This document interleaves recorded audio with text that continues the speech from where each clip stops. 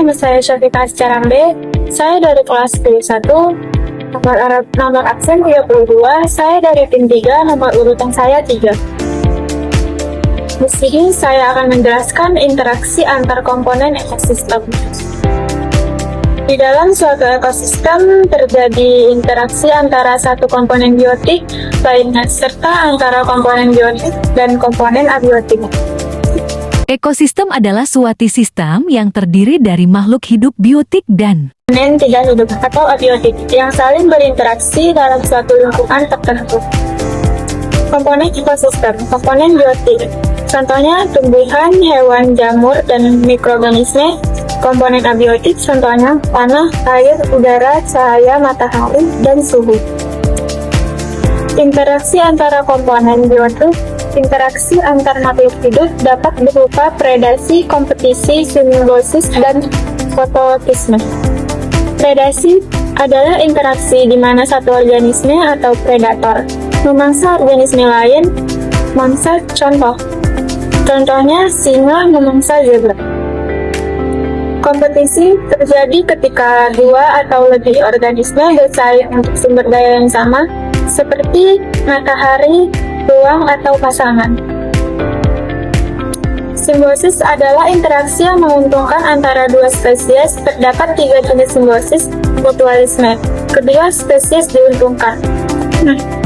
Interaksi antar spesies. Terdapat beberapa tipe interaksi antar spesies, yaitu mutualisme, kompetisi persaingan, komensalisme, amensalisme, parasitisme, predasi, pemangsaan, protokooperasi, dan mutualisme. Neutralisme. Interaksi antara dua atau lebih spesies yang tidak saling mempengaruhi, tidak diuntungkan. Tidak ada pihak yang diuntungkan atau dirugikan. Contoh, sapi yang mencari rumput. selanjutnya saya akan memberikan cuplikan video mengenai materi yang saya jelaskan. Dalam suatu lingkungan terdapat komponen-komponen yang menyusun lingkungan tersebut. Begitu juga area persawahan. Komponen tersebut juga tersusun secara bertingkat, hampir sama dengan sistem organisasi kehidupan. Tapi ini kita sebut saja sistem penyusun lingkungan kali ya. Bolehlah biar agak mirip-mirip agar mudah dipahami. Jadi kita akan bahas satu persatu penyusun lingkungan. Yang pertama adalah individu. Individu itu merupakan satuan makhluk hidup yang hanya berdiri sendiri. Itu kita sering sebut dengan individu. Individu berasal dari bahasa Latin yaitu individuum, yang artinya tidak dapat dibagi atau satu makhluk hidup tunggal. Contohnya adalah seekor burung, seekor kerbau, seekor sapi. Tapi jangan ekornya saja ya, intinya satu organisme di situ. Yang kedua adalah populasi. Populasi adalah sekelompok makhluk hidup yang memiliki karakteristik yang sama, yang hidup pada waktu yang sama dan wilayah geografis yang sama. Jumlah populasi dari satu ekosistem dapat berubah dari waktu ke waktu. Populasi akan bertambah jika terdapat kelahiran baru dan akan berkurang jika terjadi kematian. Demikian juga jika terjadi perpindahan.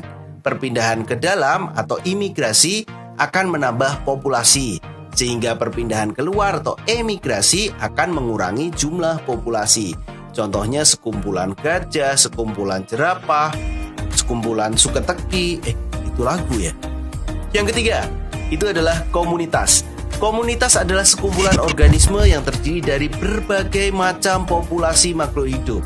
Bisa juga kumpulan jerapah dengan kumpulan rumput, dengan kumpulan rusa dan juga macam-macam deh, intinya kumpulan makhluk hidup. Itu adalah komunitas. Selanjutnya ada habitat. Habitat merupakan lingkungan fisik di mana suatu organisme hidup. Kita dapat mengatakan bahwa habitat kambing di padang rumput, habitat kera di atas pohon.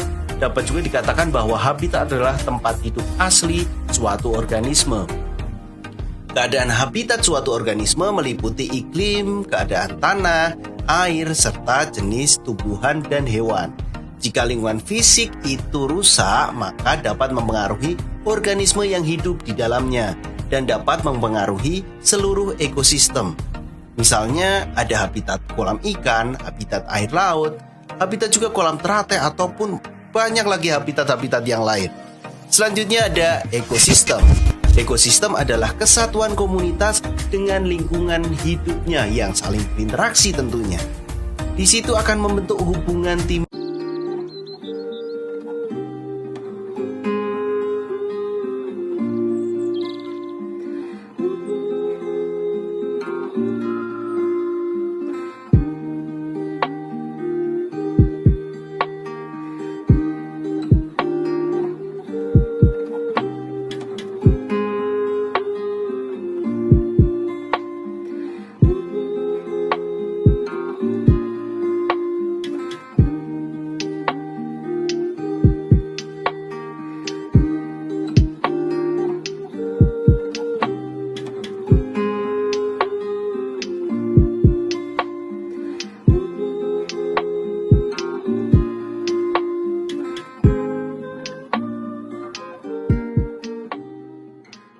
Sekian, terima kasih.